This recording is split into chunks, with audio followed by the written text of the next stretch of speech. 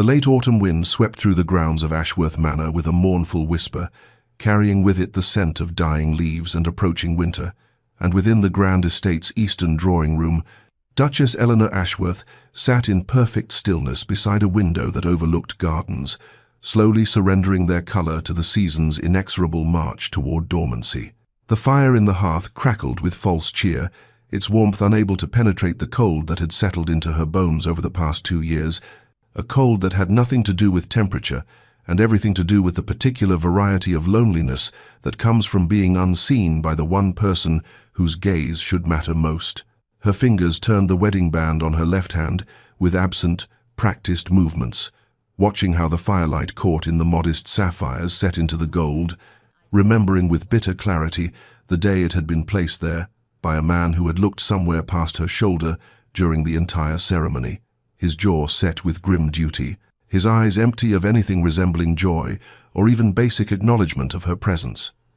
2 years had passed since that cold morning in the chapel, 2 years of existing as little more than a ghost in her own home, and a spectre. Her husband moved around with the careful precision of someone navigating a room in darkness,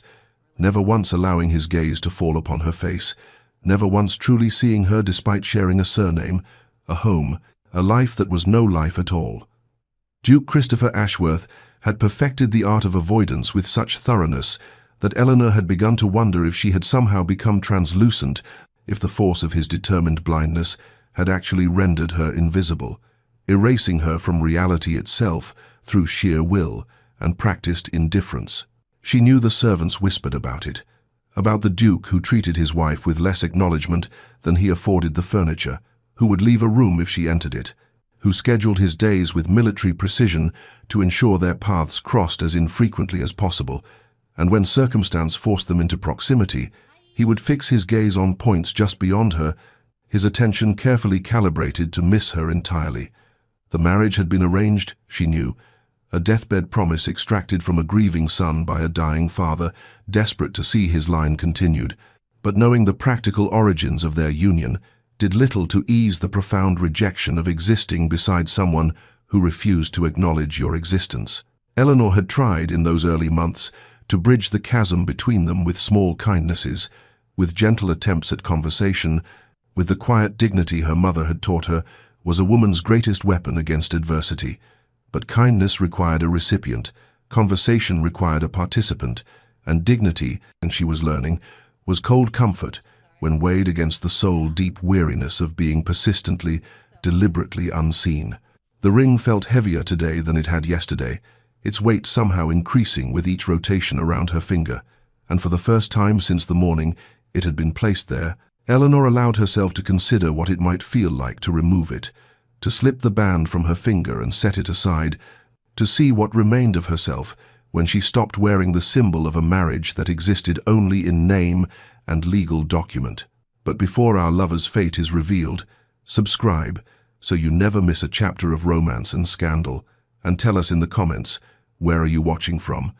Now let's begin. The memory of that wedding day 2 years prior remained crystalline in Eleanor's mind, preserved with the cruel clarity that trauma often bestows upon moments we would rather forget, and she could still recall the way morning light had filtered through the chapel's stained glass windows,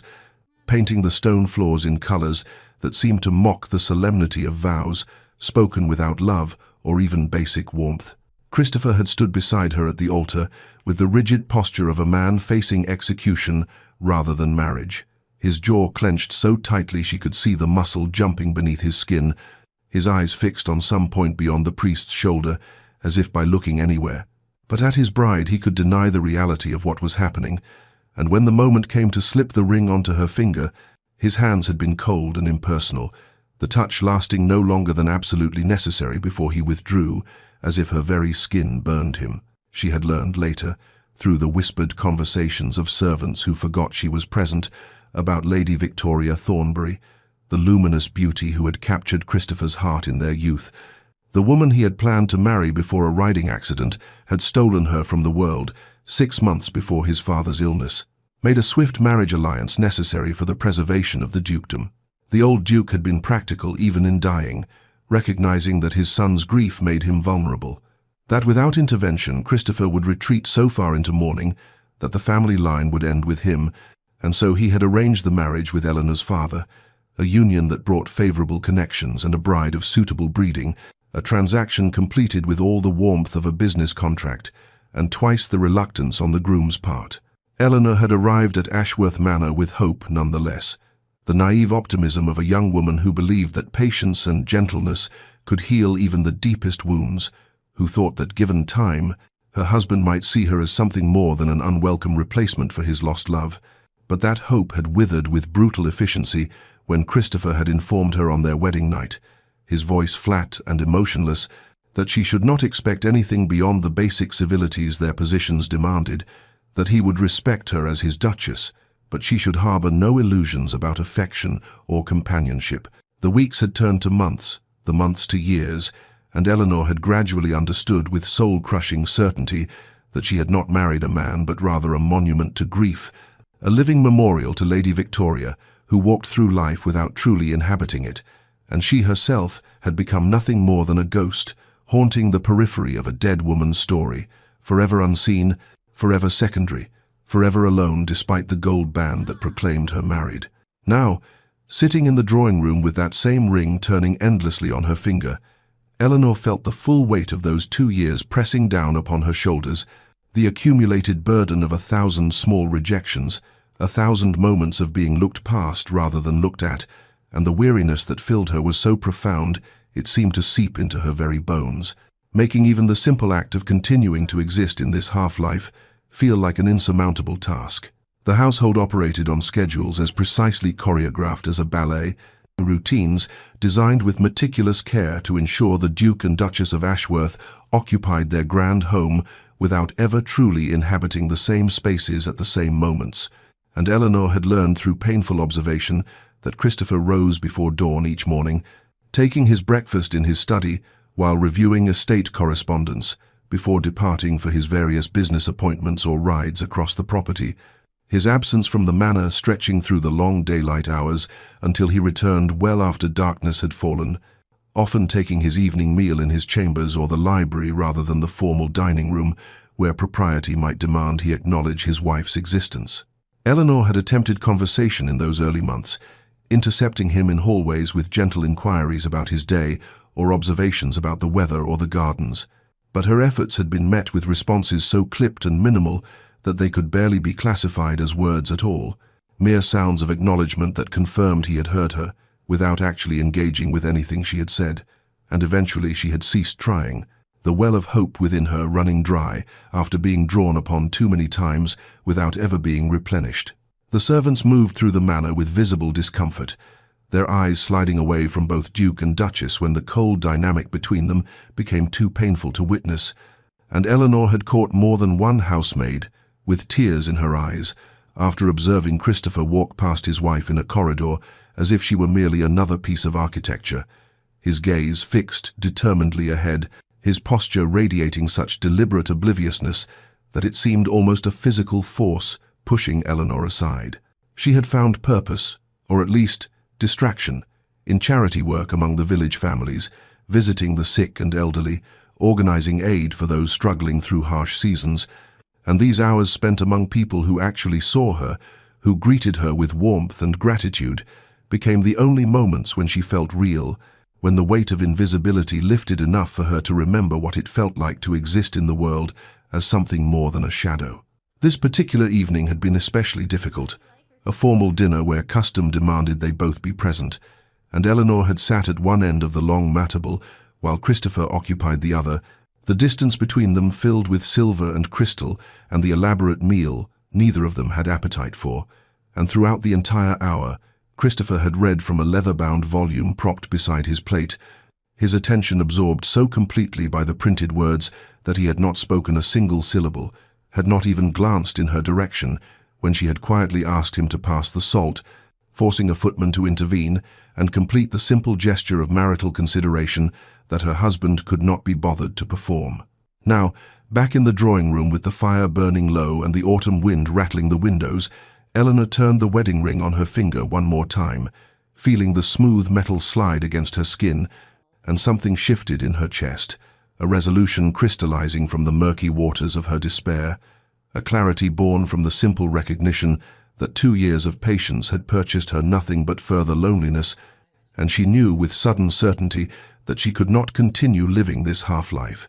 could not keep wearing the symbol of vows that only she honored, could not remain invisible in her own existence, simply because the man who had promised to cherish her had chosen instead to pretend she did not exist. The crisis arrived on a rain-swept evening in late October, when Eleanor found herself walking past Christopher's chamber on her way to her own rooms, and heard through the partially open door the sound of his voice speaking in sleep, the words indistinct at first, but growing clearer as she paused despite herself. And then she heard it, clear as cathedral bells in the quiet hallway. "Victoria, please don't leave me," spoken with such raw anguish that it seemed to tear from somewhere deep within him, a pain so profound that even unconsciousness could not contain it, and Eleanor stood frozen in the corridor as the truth she had known intellectually crashed into her with visceral force. The understanding that 2 years of patience and dignity and quiet hope had changed absolutely nothing, that she was no closer to being seen by her husband now than she had been on their wedding day, that she would always and forever be competing with a ghost she could never hope to displace, because the dead remain perfect in memory, while the living accumulate flaws with every breath. She retreated to her chambers with legs that trembled beneath her skirts, dismissing her lady's maid with a voice that came out steadier than she felt, and sat at her vanity, staring at her own reflection as if seeing a stranger. This woman who had allowed herself to become invisible, who had accepted crumbs of basic civility and called it marriage, who had worn the symbol of vows that meant nothing to the man who had spoken them, and the ring on her finger suddenly felt unbearably heavy, a shackle rather than an adornment, a lie she had been complicit in telling to the world and to herself. The next morning, her maid Margaret found her red-eyed and hollow, and with the perceptiveness that came from years of service, the older woman had set down the breakfast tray and asked gently if her grace wished to talk, and Eleanor, so starved for genuine human connection that even this small offer of understanding broke through her careful composure, had told her everything, the words spilling out in a rush about the wedding night's rejection, the 2 years of being looked past, the name spoken in sleep that confirmed what she had always suspected, and Margaret had listened with an expression that moved from sympathy to indignation, finally saying in her forthright way, "Begging your pardon, Your Grace, but a woman's got to have some dignity, and there's no dignity in wearing the ring of a man who won't even do you the courtesy of looking at you. Ghost or no ghost, grief or no grief, a body's got to respect herself if nobody else will." The words had struck Eleanor like a physical blow, not because they were harsh, but because they were true, because they gave voice to the knowledge that had been growing in her heart like a dark flower, the recognition that continuing as she had been was not patience or virtue, but rather a slow form of self-erasure, a willing participation in her own diminishment, and she had looked down at her wedding ring with new eyes, seeing it not as a symbol of hope or commitment, but as evidence of her complicity in accepting the unacceptable, in allowing herself to become less than whole, because a man who had never chosen her was too trapped in grief to see what he was doing to another human soul. That night, Eleanor lay awake in her bed, listening to the rain against the windows and conducting a brutal inventory of her life, acknowledging that she had become a shadow in her own existence, that she moved through the manor like a ghost herself, that she had learned to make herself small and quiet and unobtrusive in the hope that by demanding nothing she might eventually be granted something, but 2 years had taught her that self-abnegation purchased nothing but further neglect, that Christopher would never wake from his grief-induced stupor if she continued enabling him to ignore reality, and more importantly, that she deserved better than this half-life regardless of whether he ever changed or not. The decision crystallized in the darkest hours before dawn, settling into her bones with a finality that felt like both grief and relief, and she knew with absolute certainty that when morning came, she would remove the wedding ring, not as an act of rebellion or revenge, but as a simple reclamation of her own dignity, an acknowledgement that she could not control Christopher's healing or his choices, but she could control her own participation in a fiction that was slowly killing her spirit. And with this resolution came a strange peace, the calm that arrives when a long-delayed decision is finally made, and the agony of indecision gives way to the clarity of action. She rose with the sun's first light, her last hope whispering that perhaps today would be different. Perhaps Christopher would emerge from his chambers and actually see her. Perhaps some miracle would occur to make the ring's removal unnecessary. But when she descended to breakfast and found him already gone, his place at the table cleared and cold, of the household operating on its usual schedule of careful separation, that final, fragile hope shattered like frost beneath a boot, and Eleanor returned to her chambers, sat at her vanity, and stared at the gold band that had become a symbol of everything she needed to release if she was ever to find herself again. The morning arrived with pale November light filtering through the windows of Eleanor's chambers, and she sat at her vanity with her heart beating so heavily she could feel it in her throat, her hands trembling slightly as she reached for the wedding ring that had circled her finger for 2 years, and the act of sliding it off was both simpler and more momentous than she had imagined. The gold band slipping over her knuckle with barely any resistance, as if it too recognized that it no longer belonged there, and when she set it on the polished wood surface before her, the small metallic sound it made seemed impossibly loud in the quiet room, final as a judge's gavel. Her finger looked strange and pale, the skin beneath where the ring had rested a shade lighter than the rest of her hand, a band of untouched flesh that marked where the symbol of her marriage had been, and Eleanor stared at this mark with feelings that tangled into a knot she could not fully unravel. Liberation and grief twisted together so tightly that she could not separate one from the other, freedom and loss, occupying the same space in her chest until she thought she might shatter from the pressure of containing both. She picked up the ring again, holding it to the morning light, watching the way the gold caught and reflected the pale sun, and for a moment she considered putting it back on, reconsidering this gesture that felt both necessary and terrifying. But then she thought of Christopher speaking Victoria's name in his sleep, of 2 years spent being invisible in her own home, of the slow erosion of her spirit that came from accepting the unacceptable, and her resolve hardened like steel, tempered in fire. Eleanor opened her jewelry box, the one she had brought from her family home, lined with blue velvet and containing the modest collection of pieces she had inherited from her mother, and she placed the wedding ring inside, not hidden but not discarded either, an acknowledgement that she was not destroying her marriage, but rather refusing to pretend it existed in any meaningful form until Christopher chose to make it real. The act felt ceremonial, a private ritual marking the end of one chapter and the uncertain beginning of another. And when she closed the box, she felt something shift in her chest, a lightness that came from setting down a burden she had carried for far too long, the exhausting weight of hope that had curdled into something bitter and heavy. She dressed with Margaret's help, choosing a gown of deep emerald that she had not worn before, a color brighter than the muted grays and browns she had favored in recent months. And when the maid noticed the bare finger, she said nothing, but Eleanor caught the small nod of approval, the slight softening around the older woman's eyes that communicated understanding and support. Christopher had already departed for his morning ride when Eleanor descended to breakfast, the household operating on its usual schedule of careful separation, and she took her seat at the table with her hands resting on the white tablecloth, her bare left hand visible to anyone who cared to look,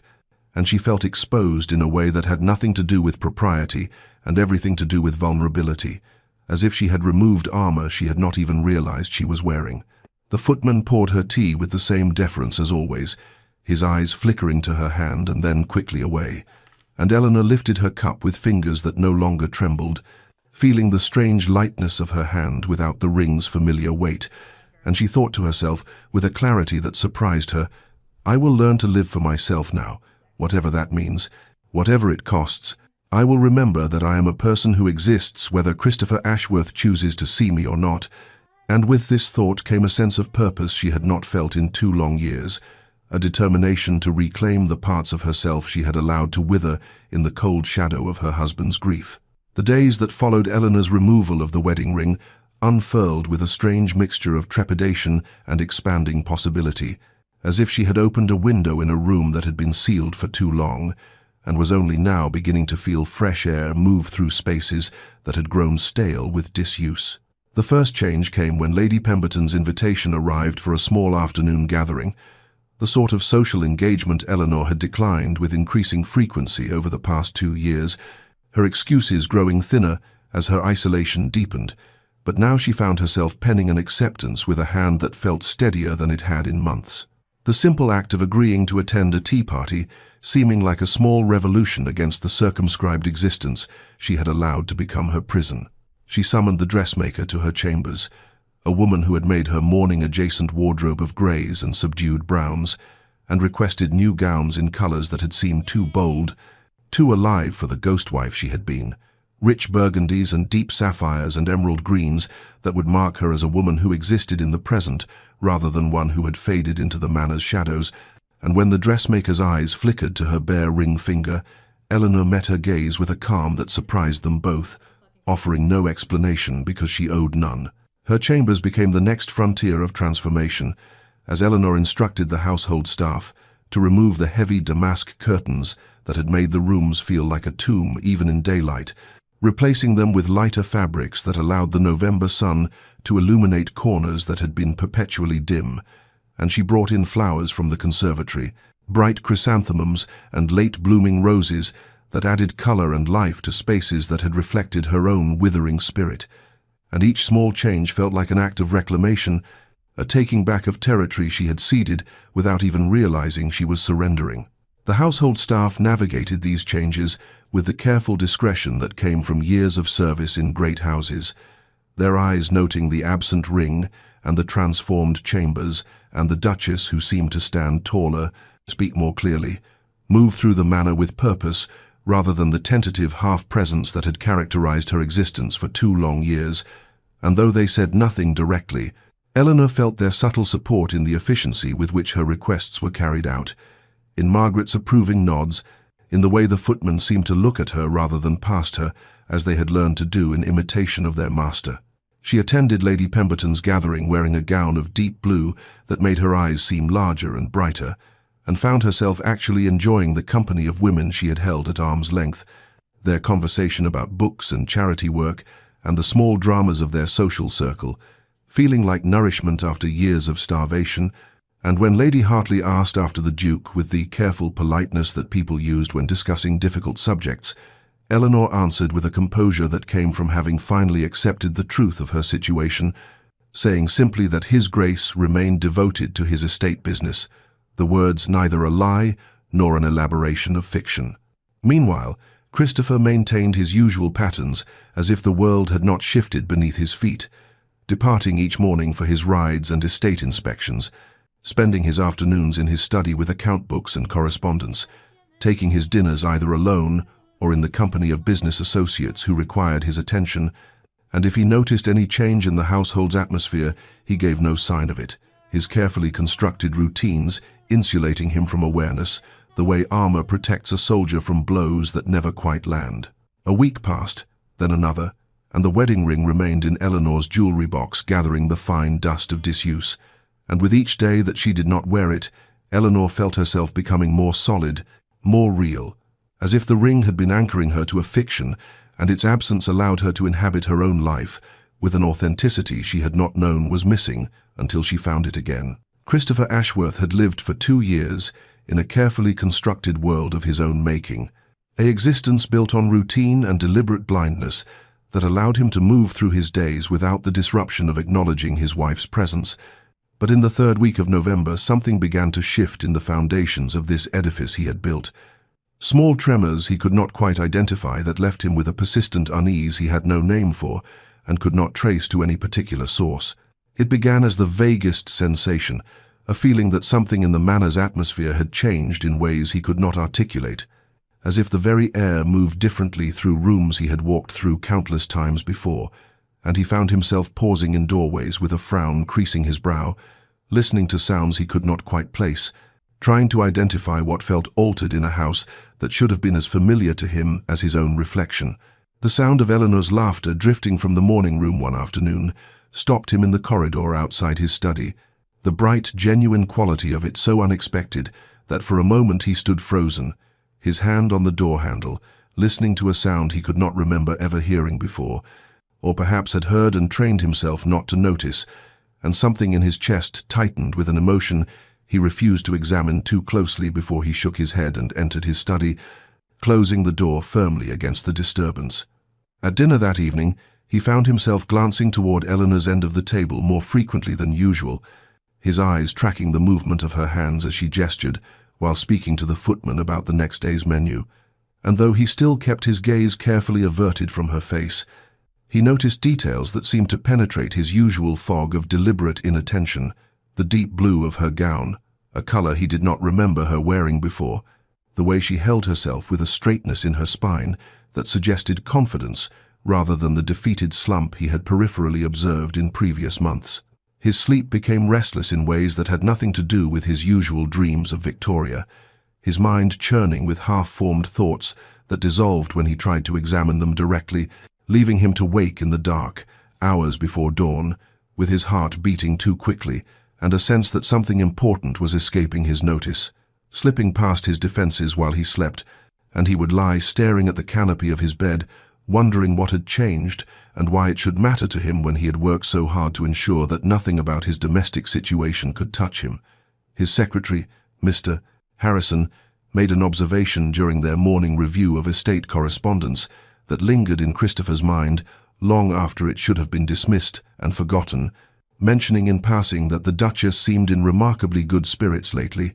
quite transformed from her previous melancholy, and Christopher had responded with a non-committal sound that discouraged further discussion, but the words echoed in his thoughts throughout the day, raising questions he did not want to answer about what might have caused such a transformation and why he had not noticed it himself. That evening at dinner, Christopher experienced something unprecedented in 2 years of careful avoidance. He almost looked at Eleanor's face, his eyes traveling up from the table toward where she sat, drawn by some impulse he could not control, and at the last moment he caught himself and redirected his gaze to the window beyond her shoulder. But in that fraction of a second before he looked away, he had seen the pale column of her throat, the curve of her jaw, the dark sweep of her hair, and the glimpse left him strangely unsettled, as if he had touched something forbidden and found it burned in ways he had not expected. And for the rest of the meal he kept his eyes fixed firmly on his plate, disturbed by his own near transgression and the way his careful defenses had almost crumbled. Eleanor discovered the painting supplies in the back of a storage room 3 weeks after removing her wedding ring, the wooden box covered in a fine layer of dust that spoke of years of neglect, and when she opened it, the smell of linseed oil and pigment transported her instantly to her girlhood, when she had spent hours capturing the world in brushstrokes, a passion her mother had encouraged, as suitable for a young lady of quality, though Eleanor had loved it for reasons that had nothing to do with suitability and everything to do with the way it made her feel alive and present in each moment of creation. She had the box carried to the small sitting room adjacent to her bedchamber, the one with northern light that would serve perfectly as a makeshift studio, and when she mixed her first palette in 2 years, her hands trembled not with uncertainty, but with the recognition of coming home to something essential she had abandoned in the slow erosion of her sense of self that marriage had wrought. The painting became a daily ritual, a way of reclaiming hours that had previously been filled with the hollow activities of a woman waiting for a life that would never begin, and as she worked, Eleanor felt layers of accumulated sorrow and resignation beginning to lift. Each brushstroke an act of assertion that she existed, that she mattered, that she contained depths and desires that had nothing to do with the man who refused to see her. It was during one of Lady Pemberton's gatherings that Eleanor met Lady Margaret Whitmore, a widow of independent means whose frank conversation and sharp wit cut through the usual superficiality of social discourse, and when Margaret mentioned that she was hosting a salon for ladies interested in discussing literature and philosophy, Eleanor accepted the invitation with an eagerness that would have surprised her former self, the woman who had retreated from society rather than face pitying looks and careful questions about her marriage. The salon met weekly in Margaret's elegant townhouse, and Eleanor found herself among women who spoke of ideas and ambitions, who discussed books with passionate intensity, who seemed to live full lives despite or perhaps because of their various disappointments with the institution of marriage,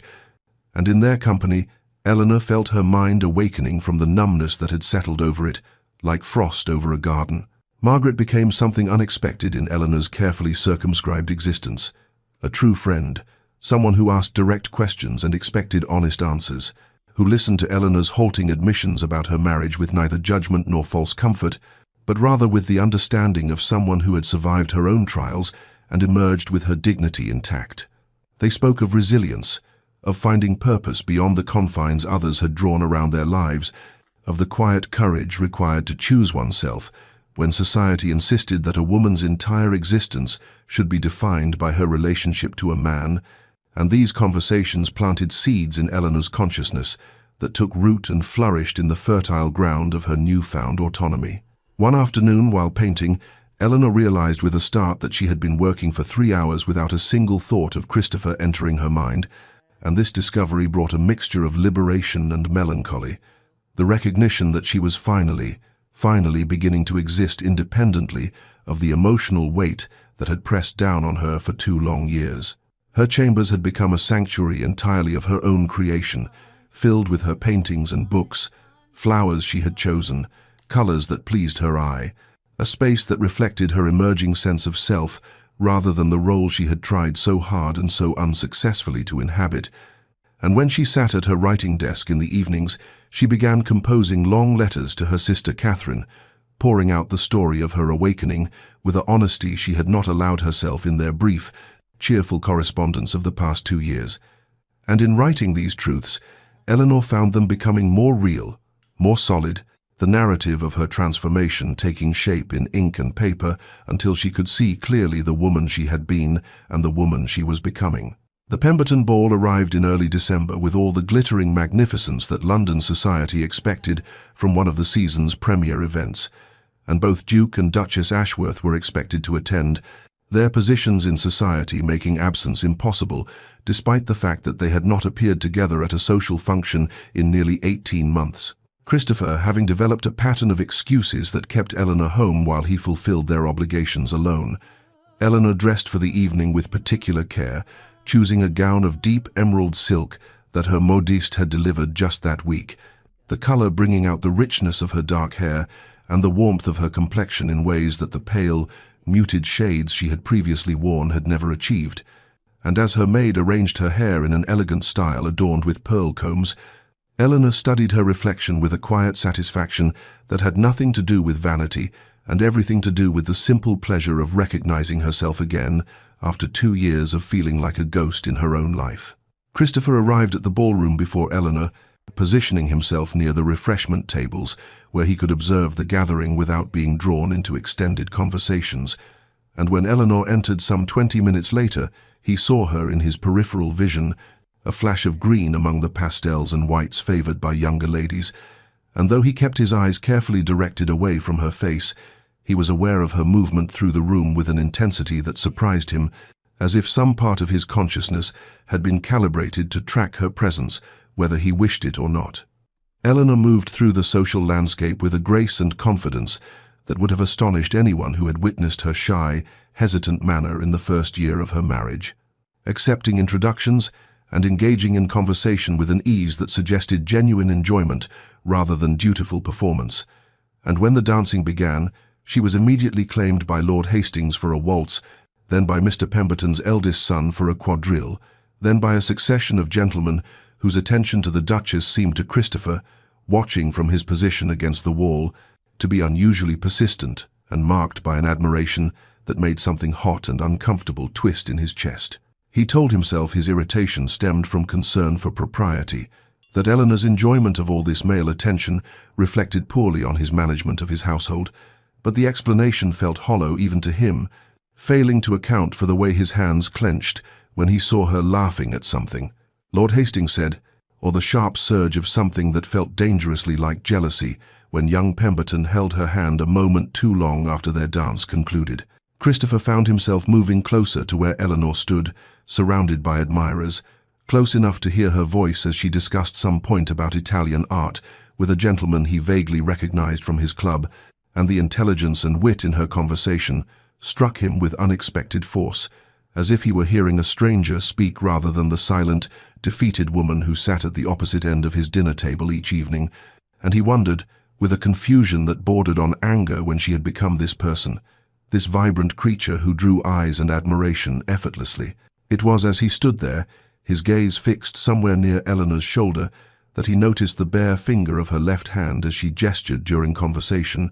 the absence of her wedding ring registering in his consciousness with the force of a physical blow, and though he could not have said why this detail should matter when he had worked so carefully to notice nothing about her, the sight of that naked finger sent a shock through his system that left him breathless and disturbed. Christopher left the ball within the hour, claiming a headache to their hosts, and spent the carriage ride back to Ashworth Manor, staring out at the dark London streets, with his mind churning through questions he had no desire to answer, wondering why Eleanor had removed her ring and when she had done so, what it meant that he had not noticed until now, and most disturbing of all, why the discovery filled him with a panic he could neither name nor understand, as if something he had not known he valued was slipping away while he stood frozen in the prison of his own making. Christopher found himself standing in the east wing of Ashworth Manor on a grey December afternoon, the wing that housed Eleanor's private chambers, and he could not have explained what impulse had drawn him there when he had spent 2 years carefully avoiding this part of the house, structuring his movements to ensure they never coincided with hers.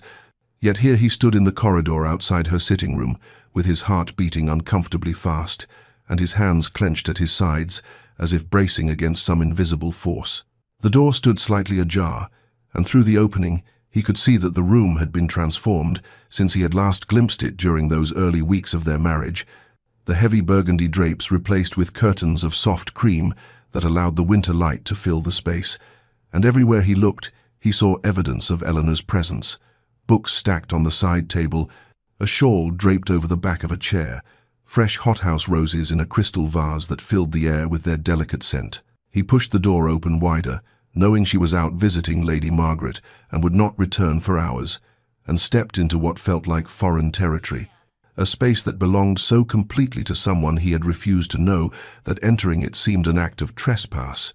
Yet he could not stop himself from moving deeper into the room, drawn by a curiosity that felt dangerously like hunger. The paintings stopped him in his tracks, canvases propped against the wall and arranged on a makeshift easel near the window,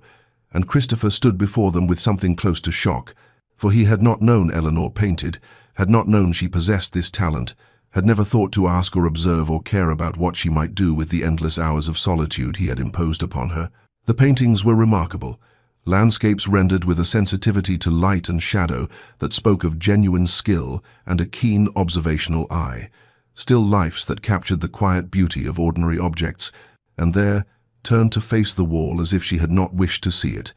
a portrait that made Christopher's breath catch in his chest when he turned it around. The woman in the portrait sat alone in a window seat, her face turned toward light that streamed through glass, and though Eleanor had not painted her own features with photographic precision,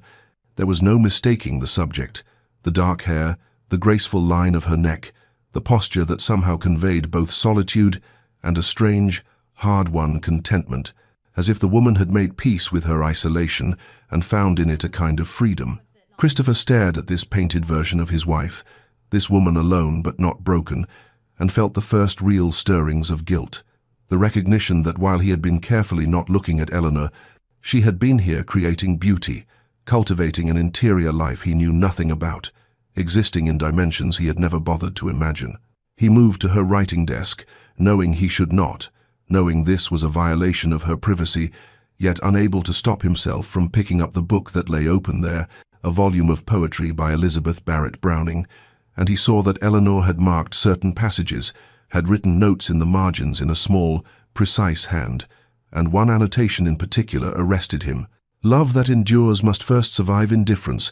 but can a heart survive what breaks it? The question hung in Christopher's mind as he set the book down carefully, exactly as he had found it, and he understood with a clarity that felt like waking from a long sleep that he knew nothing about the woman he had married, nothing about her thoughts or dreams, or the interior landscape of her heart, and this ignorance was not accidental but deliberate, a choice he had made every day for 2 years, a choice that had cost Eleanor everything and cost him more than he had understood until this moment, when he stood surrounded by the evidence of a life she had built in the spaces his rejection had created. The dinner party Christopher hosted for his business associates in mid-December was an obligation he could not avoid, a gathering of railway investors and their wives who expected the full hospitality of Ashworth Manor, and Eleanor presided over the evening with a grace that would have seemed impossible to anyone who had witnessed her withdrawn, tentative manner in the early months of their marriage, moving through the courses with an effortless charm that kept conversation flowing and guests engaged in ways that made Christopher feel like a stranger in his own home,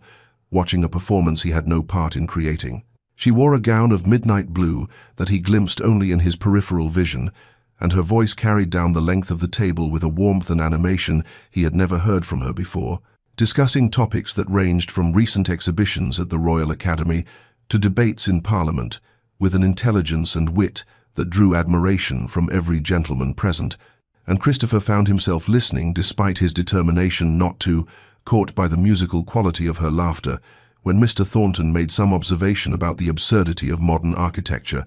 a laugh that seemed to come from genuine amusement rather than polite obligation, full-throated and unrestrained in a way that made something tighten painfully in his chest. He heard Eleanor engage Mrs. Thornton in a spirited discussion about Italian opera, revealing that she had studied music in her youth and could play both pianoforte and harp. Information that struck Christopher with the force of revelation, for how could he not know these things about his own wife? How could he have lived in the same house with her for 2 years and remained ignorant of these fundamental aspects of her character? And the question disturbed him more than he wished to acknowledge. When dinner concluded and the ladies withdrew to allow the gentlemen their port and cigars, Mr. Hartley, the eldest of Christopher's business partners, raised his glass with a benevolent smile and declared,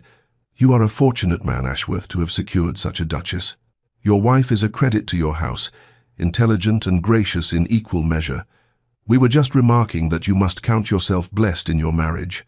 The words hung in the smoke-filled air, and Christopher felt every eye turned toward him, waiting for the expected response, the conventional pleasantries that should have come easily to a man married 2 years, but his throat constricted, and the practiced phrases died unspoken, for how could he claim fortune in a marriage he had deliberately destroyed? How could he speak of blessings when he had treated Eleanor with a cruelty that now seemed monstrous in its sustained deliberation? And his silence stretched too long, became awkward, until he managed only a terse nod and a murmured agreement that satisfied no one, least of all himself. When the gentlemen rejoined the ladies in the drawing-room, Christopher positioned himself near the fireplace where he could observe without participating, and he found his attention drawn inexorably toward Eleanor, despite his best efforts at indifference, his gaze tracking her movements as she sat at the pianoforte at Mrs. Hartley's request, and played with a skill that suggested years of dedicated practice, her bare fingers moving across the keys with confidence and precision, and he almost looked at her face then, almost turned his head, those crucial degrees that would have brought her features into full view, almost allowed himself to see what he had forbidden himself to acknowledge, but old habits held firm, and he wrenched his gaze away, though the effort cost him more than he could have imagined, leaving him shaken and hollowed out by the loss of something he could not name. After the guests departed and the house settled into silence, Christopher found himself standing outside Eleanor's chambers in the darkened corridor, his hand raised to knock, words forming and dissolving in his mind as he tried to find some way to bridge the chasm he had created, but courage failed him, and he stood there like a fool until he heard movement beyond the door, Eleanor's footsteps and the sound of her preparing for bed, and he retreated to his own rooms with the bitter knowledge that he had become a coward, afraid to face the consequences of his own deliberate blindness, afraid most of all that if he finally looked at Eleanor, truly looked at her, he would have to acknowledge everything he had destroyed and everything he might have had if he had chosen differently 2 years ago, when his father's death had forced him into a marriage he had not wanted and punished Eleanor for a crime she had never committed. Eleanor's announcement came at breakfast 3 days after the dinner party, delivered in the same composed tone she might have used to comment on the weather, informing Christopher that she had accepted her sister's long-standing invitation to visit the family estate in Derbyshire and would be departing within the week for a fortnight's stay, the first time she would leave Ashworth Manor since their wedding 2 years prior. And Christopher felt something lurch in his chest at the news, though he could not have named the emotion, could not understand why the prospect of Eleanor's absence should affect him when he had spent every day of their marriage ensuring they remained as separate as two people sharing a house could be. He opened his mouth to object, to say something that might delay or prevent her departure, but the words died unformed, because what right did he have to protest What claim could he possibly make on her time or presence when he had treated her as if she did not exist? And so he merely nodded and returned his attention to his newspaper, while Eleanor continued speaking about travel arrangements and household matters in that same calm, distant voice that suggested she was discussing plans with a business associate rather than her husband. The days before her departure passed with an efficiency that troubled Christopher more than he wished to acknowledge, Eleanor moving through the manor with quiet purpose, as her lady's maid packed trunks and coordinated with the housekeeper about what would be needed during the Duchess's absence. And Christopher found himself tracking these preparations from a distance, standing at windows that overlooked the courtyard where servants loaded her belongings, lingering in corridors where he might glimpse her passing, though he maintained his careful practice of never looking directly at her, even as something in him strained toward her with an urgency that felt dangerously close to panic. On the morning of Eleanor's departure, Christopher positioned himself in his study, where the window provided a clear view of the entrance, and he watched as she emerged in a traveling dress of deep green, her posture straight and her movements unhurried. And he noticed how she paused to speak with Mrs. Hartwell, the housekeeper, with what appeared to be genuine warmth, how she smiled at something one of the footmen said as he handed her into the carriage, how she settled into her seat and gazed up at the manor's facade with an expression he could not read from this distance, but that seemed to contain neither regret nor longing, only a kind of peaceful resolution. The carriage rolled down the long drive and disappeared beyond the gates, and Christopher remained at the window long after it had gone, gripped by a sense of loss so acute it took his breath away, and the manor seemed to shift around him in Eleanor's absence, the silence taking on a different quality, heavier and more complete, as if her departure had removed something essential from the house's atmosphere, some vital presence he had never consciously registered, but whose absence left everything hollow and strange. He moved through the rest of the day in a state of distraction he could not shake, finding himself standing in doorways, wondering what he had meant to do there, picking up books and setting them down unread, and when evening came, and he sat alone at the long dining table, where just days before Eleanor had presided over their guests with such grace and wit, her empty chair seemed to consume all his attention, an absence more powerful than any presence. And Christopher understood with a clarity that felt like falling, that the manor had not been his home for these past months. It had been Eleanor's, that she had filled it with life and light. He had been too deliberately blind to see.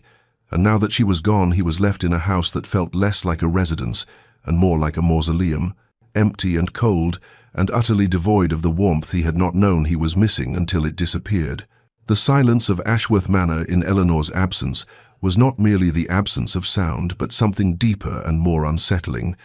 a stillness that seemed to press against Christopher's consciousness with accusatory weight as he wandered through rooms that suddenly felt unfamiliar despite his having lived in them all his life, and he found himself gravitating toward the spaces Eleanor had claimed as her own. The morning room where she took her tea, the small library where she read in the afternoons, the music room where he now realized she must have practiced the pianoforte that had so impressed his dinner guests, each space bearing traces of her presence that he had never consciously registered, but that now seemed painfully obvious in their accumulated detail. He stood in the doorway of the conservatory where winter light filtered through glass panes onto the small writing desk Eleanor had positioned near the windows, and he saw her correspondence laid out with characteristic neatness, letters to her sister and to Lady Margaret, and to various charitable organizations, and he understood with a shock of recognition that she had built an entire life within these walls, a life he had known nothing about because he had deliberately chosen ignorance, had constructed his whole existence around not seeing her, not acknowledging her, not allowing her to become real to him in any way that might have demanded his attention or his care. When dinner time arrived that first evening, Christopher sat alone at the long mahogany table where Eleanor's empty chair seemed to draw his gaze with magnetic insistence, and he found he could not eat, could not focus on the food before him or the newspaper he had brought as distraction, because all he could think about was how Eleanor had sat there night after night for 2 years, enduring his deliberate discourtesy, his reading and his silence, and his absolute refusal to acknowledge her presence, and the cruelty of it settled over him like a physical weight that made breathing difficult. In desperation, he sought refuge in Eleanor's book, a volume of poetry by Elizabeth Barrett Browning that she had left on the side table in the drawing room, and he opened it to find her annotations in the margins, careful notes written in her precise hand that revealed a thoughtful, searching intelligence, observations about meter and meaning and emotional truth that spoke of a woman who engaged deeply with ideas and art. And Christopher read her words with growing wonder and growing shame, for how had he shared a house with this person and never known her, never even attempted to know her, never once considered that she might be someone worth knowing rather than simply an obligation to be endured. On the third day of Eleanor's absence, a letter arrived addressed to him in an unfamiliar hand, and when Christopher broke the seal, he found it was from Eleanor's sister, Lady Caroline Pemberton, thanking him with what seemed like genuine warmth for allowing Eleanor the freedom to visit, for being understanding of her need for time away from her duties, for being the kind of husband who recognized that even a duchess required respite and family connection. And every word struck Christopher like a physical blow, because the letter assumed a generosity and consideration he had never shown, painted him as a thoughtful partner, when the truth was that Eleanor had not asked his permission because she had understood with perfect clarity that she did not need it, that their marriage was so hollow and so devoid of genuine connection that her movements were her own affair and his opinion irrelevant. The phrase haunted him through sleepless nights and distracted days, that word allowing, as if Eleanor were a possession whose activities required his approval rather than a person with her own agency and her own desires. And Christopher was forced to confront the uncomfortable truth that he had indeed treated her exactly that way, had viewed her as an inconvenient addition to his household rather than as his wife, had given her the title and the position and the material comforts of being Duchess of Ashworth, while denying her the one thing that might have made any of it meaningful, which was simple human recognition and basic acknowledgement of her existence and her worth. He sat in his study as winter darkness fell early over the grounds, and for the first time in 2 years Christopher allowed himself to think consciously about Eleanor, not as an abstract problem or an unwanted obligation, but as a person, a woman who had entered his house with hope and had been met with systematic cruelty, who had tried to build bridges and had been rebuffed at every turn, who had finally stopped trying and had found her own path forward, and the thought that formed in his mind was simple and devastating and impossible to dismiss. What have I done? On the 7th morning of Eleanor's absence, Christopher found himself walking through the Winterbear Gardens toward the family chapel that stood at the edge of the estate grounds, a small stone building where generations of Ashworths had been baptized and married and mourned, and where a memorial plaque for Lady Victoria Hartley bore witness to the woman whose death had defined the last 3 years of his life, and he had not visited this place since the week after Victoria's passing, and had avoided it with the same deliberate care he had applied to avoiding Eleanor, but now he felt drawn there by a need he could not fully articulate, a sense that some essential reckoning awaited him in that quiet, sacred space. The chapel was cold and dim, winter light filtering through stained glass windows to paint colored shadows across worn stone floors, and Christopher stood before Victoria's memorial with his hands clasped behind his back, studying the inscription he had commissioned in his grief, the words that spoke of beauty and grace and love eternal, and he waited for the familiar wave of sorrow to crash over him, the devastating sense of loss that had consumed him in the months after her death. But what came instead was something quieter and more complicated, a sadness certainly, but also a strange kind of distance, as if he were looking at a memorial for someone he had known long ago rather than the woman he had believed himself destined to marry. He spoke aloud to the empty chapel, his voice rough with disuse and emotion, telling Victoria things he had never said when she lived, admitting that he had made her into something she had never been, had transformed a genuine affection into a grand romantic tragedy, because grief was easier than acceptance, because mourning an idealized love was simpler than building a real one with the flesh and blood woman who had become his wife. And as the words spilled from him, Christopher understood with devastating clarity that he had been punishing Eleanor, not for failing to be Victoria, but for being real, for being present, for demanding through her very existence that he engage with life rather than retreat into the comfortable fiction of eternal mourning. The realization settled over him like winter frost, cold and inescapable, and Christopher sank onto one of the wooden pews and dropped his head into his hands, finally allowing himself to see the full scope of his cruelty. The systematic way he had denied Eleanor every basic human courtesy, had treated her not merely with indifference, but with active contempt, refusing to look at her as if she were something shameful or grotesque, when the truth was that his refusal had nothing to do with Eleanor herself, and everything to do with his own cowardice, his fear that if he allowed himself to see her, he might have to acknowledge that Victoria was truly gone, and that life continued despite his grief, and that he had married a woman who deserved better than to be a ghost in her own home. He sat in the silence of the chapel as shadows lengthened, and the afternoon wore on, and Christopher made a decision that felt both terrifying and inevitable, acknowledging to himself and to the memory of Victoria that it was time to let her rest. Time to stop using her death as an excuse for his own emotional abdication. Time to try, however imperfectly and however late, to be the husband Eleanor deserved, rather than the monument to grief he had become, though he had no idea how to begin, no template for transformation. Only a bone-deep understanding that when Eleanor returned from Derbyshire, he would have to find the courage to do the one thing he had avoided for 2 years, the one thing that terrified him more than any business venture or social obligation ever had, which was to simply look at his wife, to see her, to allow her to be real to him in all her complexity and humanity. And he practiced there in the empty chapel, lifting his head and trying to imagine Eleanor's face, realizing with shame that he could not clearly picture her features because he had so carefully avoided ever truly seeing them, and the prospect of meeting her gaze felt like preparing to leap from a great height into unknown waters, terrifying and necessary and long overdue. Eleanor's carriage arrived at Ashworth Manor on a crystalline afternoon when winter sunlight made the frost-covered grounds glitter like scattered diamonds, and as the wheels crunched over the gravel drive, she felt a curious mixture of emotions. Relief at returning to familiar spaces mingled with a subtle reluctance to re-enter the cold architecture of her marriage, though she reminded herself that the marriage had changed for her, even if it remained unchanged for Christopher, that she had found her own peace and her own purpose, and no longer needed his acknowledgement to feel whole. And as the footman handed her down from the carriage, Eleanor held her head high and her shoulders back,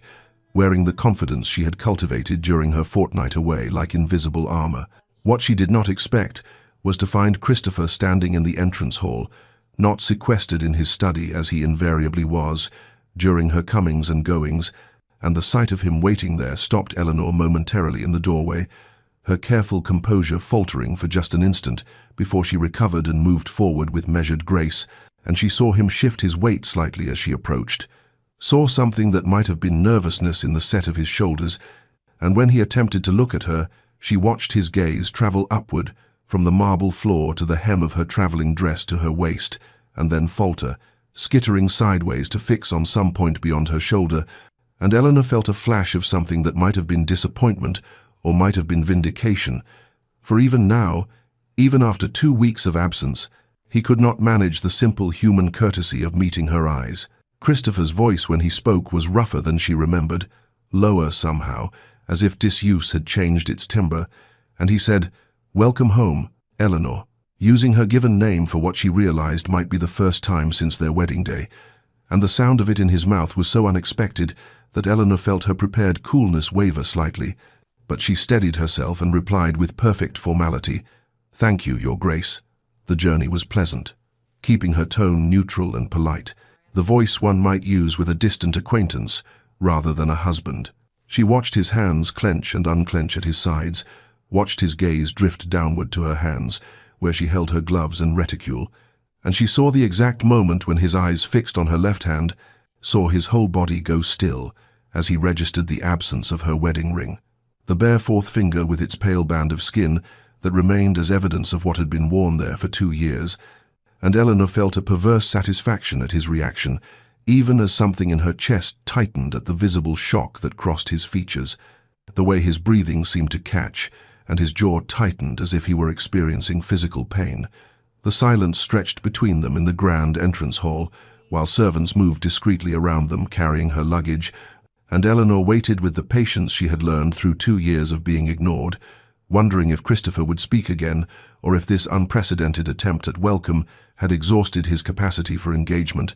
and when he finally managed to form words, they came out halting and uncertain. "Did you have a pleasant visit with your sister, Cole?" And Eleanor responded with cool civility about Caroline's health and spirits and the amusements of Derbyshire society, answering his question thoroughly while offering nothing of her inner experience, nothing of how the visit had strengthened her resolve or deepened her understanding of her own worth. And as she spoke, she watched Christopher's continued inability to look at her directly, watched him struggle with something she could not name, and when she finished speaking, she excused herself with flawless courtesy, saying she needed to rest from the journey, leaving Christopher standing alone in the entrance hall, with his failed attempt at connection hanging in the air between them like smoke. The morning after Eleanor's return, Christopher appeared at the breakfast table for the first time in their marriage, arriving before she did, and waiting with barely concealed nervousness as she entered the room, her composure faltering only slightly at the sight of him, seated there with a cup of tea cooling before him, untouched, and when she took her place at the opposite end of the long table, he cleared his throat and asked, with an awkwardness that was almost painful to witness, whether she had slept well after her journey, and Eleanor responded with careful courtesy that she had, "Thank you," her tone suggesting she was speaking to an acquaintance rather than a husband, and Christopher felt the distance between them like a physical thing, a chasm he had spent 2 years excavating and now found himself desperate to cross, though he had no idea how to begin building a bridge. Over the following days he continued appearing at breakfast, asking questions about her painting with genuine if fumbling interest, and Eleanor answered with guarded politeness, clearly confused by this sudden attention, her responses thorough but revealing nothing of her inner thoughts, and Christopher found himself frustrated by his own limitations, by the way his eyes still skittered away from her face whenever he tried to look directly at her, decades of habit proving impossible to break in mere days, and he would sit across from her feeling like a man trapped behind glass, able to see the shape of what he wanted, but unable to reach it. He began leaving small gestures of apology and interest, scattered through her days like breadcrumbs, commissioning fresh flowers to be placed in her studio each morning, lilies and winter roses that filled the space with subtle fragrance, and having his secretary acquire books he thought might interest her based on the volumes he had seen in her chambers, poetry and philosophy, and novels by lady authors, items he left on her desk without explanation, and he requested her presence at dinner, not through servants but by asking her himself, appearing at her studio door in the late afternoon and speaking to the frame rather than to her, saying he would be honored if she would join him for the evening meal, and Eleanor agreed each time with formal graciousness, her acceptance feeling more like an obligation discharged than a desire fulfilled. At these dinners, Christopher attempted conversation, asking about her sister's family and her charitable work and the paintings she was creating, and Eleanor responded with the same careful politeness she had shown since her return, her words correct and her manner impeccable, but her true self held carefully beyond his reach,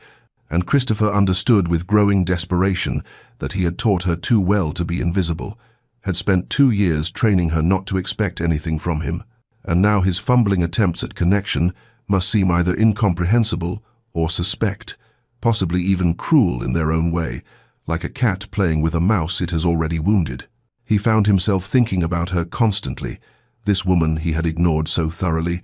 wondering what thoughts moved behind her careful expression, what dreams she harbored, what she felt when she looked at him now, with those cool, measuring eyes that saw him clearly, even though he still could not bring himself to meet them. And the irony was not lost on Christopher, that for 2 years Eleanor had been desperate for his attention while he withheld it, and now he craved her regard while she offered him only polite disinterest, and he recognized this reversal as a justice he had earned, but that did not make it any easier to bear,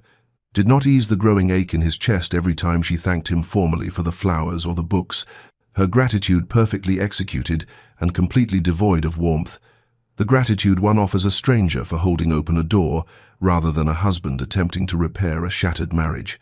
The confrontation came on a grey afternoon when sleet tapped against the windows of Eleanor's studio, and she had been attempting to paint for an hour without success, her mind too restless to focus on canvas and colour, too occupied with the strange metamorphosis occurring in her marriage, and when Christopher appeared in her doorway bearing yet another offering, this time a leather-bound volume of Elizabeth Barrett Browning's sonnets. Eleanor set down her brush with deliberate care and turned to face him directly, her voice steady and clear when she said, "Christopher, we need to speak plainly about what is happening here." And she watched him freeze in the doorway, watched his gaze fix on the painting behind her rather than on her face, and the familiar avoidance ignited something fierce in her chest, something that had been building through weeks of flowers and books and awkward breakfast conversations that never quite connected. She asked him directly why he was doing this, why, after 2 years of studied indifference, he was suddenly appearing at her breakfast table and filling her studio with flowers and seeking her company at dinner. And Christopher's response came haltingly, his words stumbling over each other as he tried to explain that he had been wrong, that he had realized during her absence how thoroughly he had failed her, that he wanted to try to be a proper husband. And Eleanor listened with her hands folded before her, those bare hands with her ring finger still showing its pale band of absence. And when he finished speaking, she said with quiet dignity, "You cannot even look at me while you say these things." The words hung in the air between them like an accusation and a plea, and Eleanor watched Christopher flinch as if she had struck him, watched him try and fail again, to raise his eyes to her face, and she felt a dangerous mixture of anger and sorrow rise in her throat as she began to speak about the 2 years of invisibility, about sitting across from him at dinner tables, feeling less substantial than the furniture, about speaking to him and receiving grunts or silence in return, about slowly disappearing in her own home until she was little more than a ghost haunting the corridors of Ashworth Manor. She told him about the nights she had lain awake, wondering what was wrong with her that her own husband could not bear to look at her,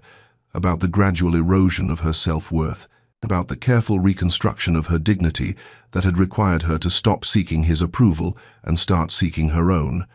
And Christopher stood motionless in the doorway, listening to this litany of his cruelties with his jaw tight and his hands clenched at his sides. And when she paused, he said, his voice rough with shame, "I am sorry, Eleanor. I am deeply, profoundly sorry for the pain I have caused you."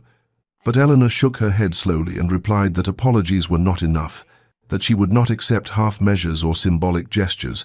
that if he truly wanted to repair what he had broken, he needed to actually change, and not just perform change while maintaining the same careful distance he had always kept. She told him then about removing her wedding ring, about the morning she had slipped it off her finger and placed it in her jewelry box, about what that act had meant, the reclamation of herself from a marriage that had never truly acknowledged her existence.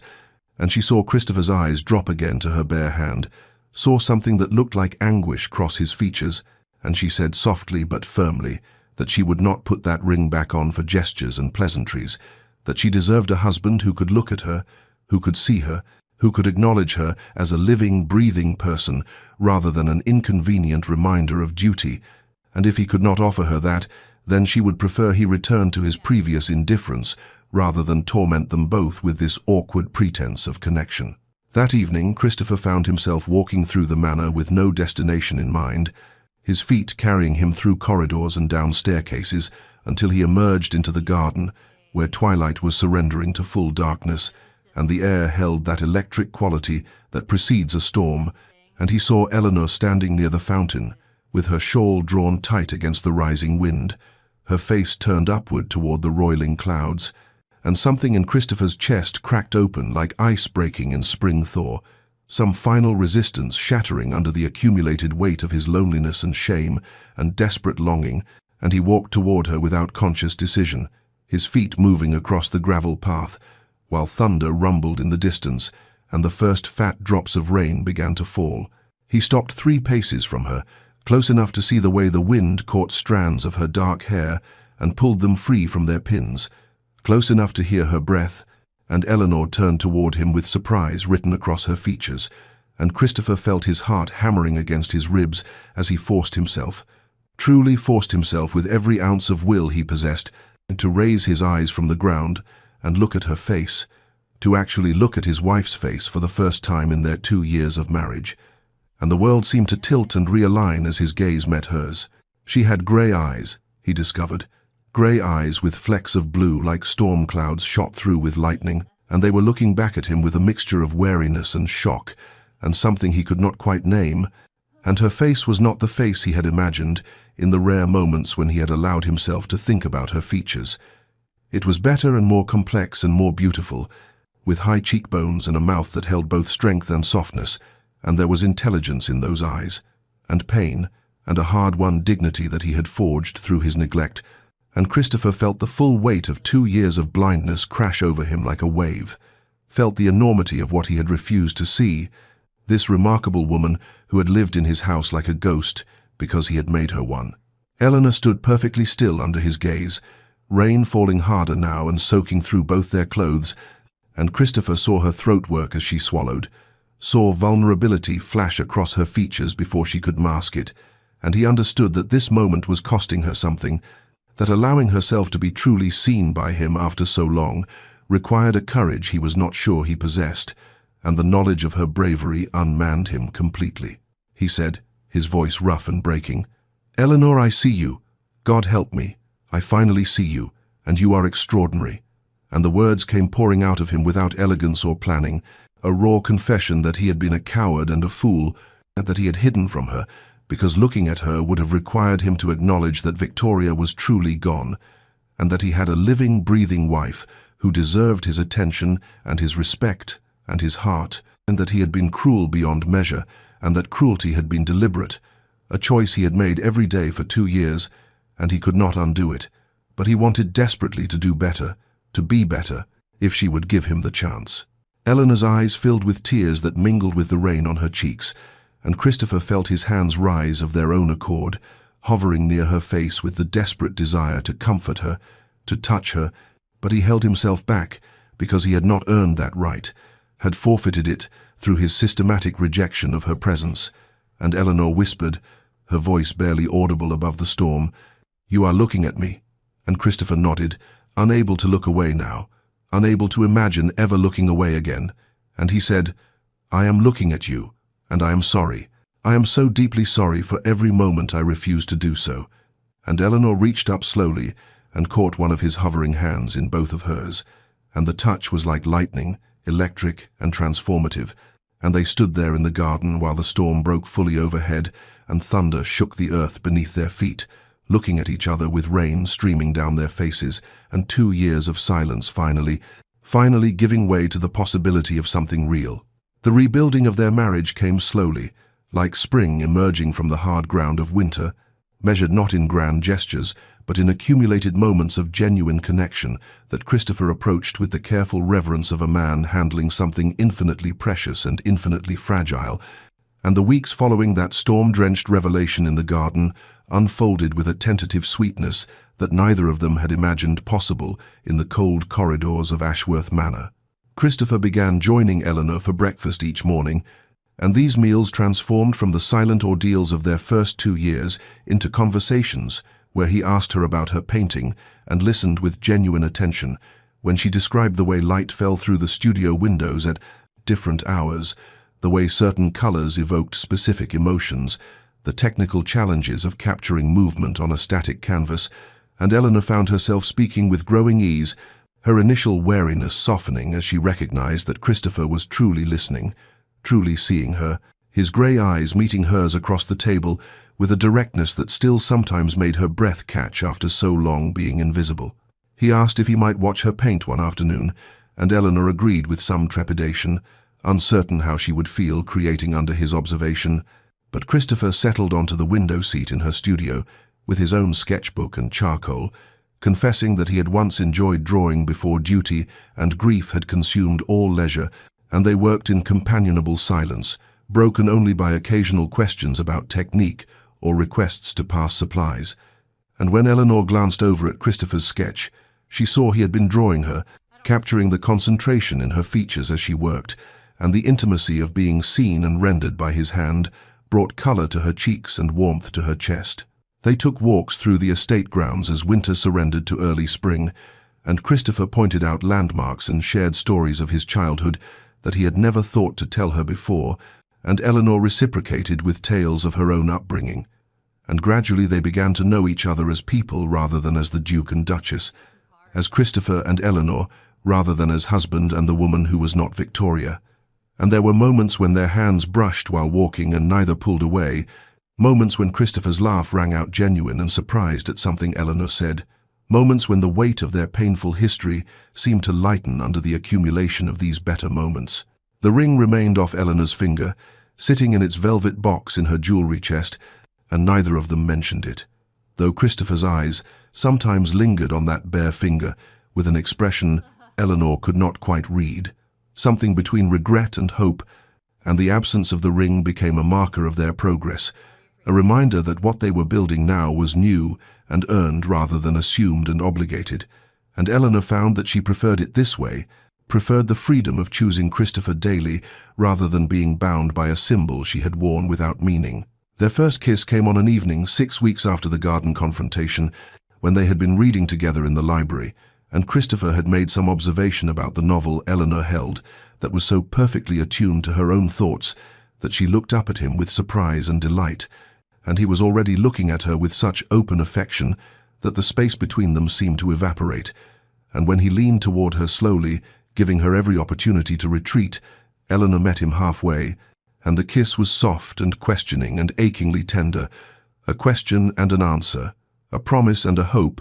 and when they drew apart, Eleanor saw tears standing in Christopher's eyes and felt answering wetness on her own cheeks, and Christopher whispered, "Thank you for giving me another chance, for letting me learn to love you properly." And Eleanor touched his face gently and replied, "Thank you for finally choosing to see me." And the intimacy between them deepened from that night forward, not rushed but unfolding with patient inevitability, two people truly discovering each other for the first time and finding in that discovery something far richer than either had anticipated. Spring arrived at Ashworth Manor exactly 1 year after Eleanor had removed her wedding ring, and the transformation was evident, not merely in the blossoms that covered the garden trees, or the warmth that had returned to the ancient stone halls, but in the way Christopher and Eleanor moved through their days with the easy intimacy of two people who had chosen each other deliberately and completely, building something real from the ashes of their hollow beginning. And on a morning when sunlight streamed through the breakfast room windows and Eleanor was laughing at something Christopher had said about the new foal in the stables, he reached into his waistcoat pocket and withdrew a small velvet box that made Eleanor's breath catch in her throat. The ring inside was nothing like the cold family heirloom she had worn during those terrible first years, but rather a delicate band commissioned from London's finest jeweler, designed to Christopher's exact specifications, with Eleanor's favorite flowers engraved along its surface, and a single perfect sapphire, the color of storm clouds shot through with lightning, the color of her eyes when she had first allowed him to truly see her in that rain-soaked garden. And Christopher said quietly, as he held it out to her, "I cannot undo the years I wasted, is the pain I caused you, but I can offer you this as a symbol of the man I am now, rather than the man I was. A promise that I see you every day and choose you every day, and will continue to do so for all our remaining days, if you will accept it, if you will accept me as your husband in truth, rather than merely in name." Eleanor looked at the ring with tears gathering in her eyes, then at Christopher's face where love and hope and lingering remorse were written so clearly, and she reached out not to take the ring from his hand, but to cover his hand with both of hers, and she said, "I will accept it gladly, but I will place it on my own finger this time, because what we have now is not something imposed upon us by duty or arrangement, but something we have built together through honesty and patience and the courage to truly see one another." And she took the ring and slid it onto her finger where it caught the morning light and seemed to glow with warmth, and Christopher rose from his chair and drew her into his arms and kissed her with the tender devotion that had become their daily language, and neither of them noticed the servants who paused in the doorway and smiled at the sight of their Duke and Duchess so clearly, so genuinely happy. Years passed after that spring morning, years that brought children whose laughter filled the corridors that had once echoed with Eleanor's lonely footsteps, children who grew up watching their father look at their mother with such obvious adoration that they never questioned whether they had been loved from the very beginning, and Christopher became known throughout society, not for his tragic first love, but for his devotion to his Duchess, attending her art exhibitions and insisting that her work hang in the manor's finest rooms, and speaking of her with such pride that no one who heard him could doubt the depth of his feeling, and Eleanor bloomed in the warmth of being truly seen and truly cherished, her confidence and joy radiating outward to touch everyone in their household and beyond. and Ashworth Manor transformed from a mausoleum of grief into a home filled with love and light and the sound of genuine happiness. Dear listener, in Eleanor and Christopher's story we find a truth that perhaps you needed to hear today, that sometimes the cruelest prisons are the ones we build for ourselves from grief and fear and the refusal to be present in our own lives, and sometimes the bravest act is not enduring mistreatment with silent dignity, but claiming your own worth and stepping away from what diminishes you, as Eleanor did when she removed that ring and chose herself. Yet we also see that transformation is possible even for those who have caused great harm, that the willingness to truly see another person, to acknowledge one's cruelty and commit to change, and can open pathways to redemption that seemed forever closed, though such redemption must be earned through consistent action rather than mere words or wishes. If you find yourself invisible in your own life, if you have been patient beyond reason while receiving nothing in return, know that you deserve to be seen and valued, and that choosing yourself is not selfishness, but necessary preservation of your soul, and that the absence of your presence may be the very thing that awakens someone to what they have been too blind to recognize, though you owe them nothing, and their awakening may come too late. And if you are the one who has failed to see what was before you, who has hidden from love out of fear or grief or the weight of past sorrows, know that while you cannot undo the harm you have caused, you can choose differently from this moment forward. You can do the difficult work of being truly present and truly seeing, and that such work, sustained with genuine commitment, can create something beautiful from even the most painful beginnings. May you find the courage to be seen and the wisdom to truly see. May you choose yourself when necessary and choose love when possible. May you build relationships founded on genuine recognition rather than obligation or illusion. And may you rest tonight, knowing that transformation is always possible for those willing to do the honest work of change. This has been a story from Love's Second Chances, and if these words have touched your heart, please subscribe to our channel and share this story with someone who needs to hear that they deserve to be seen.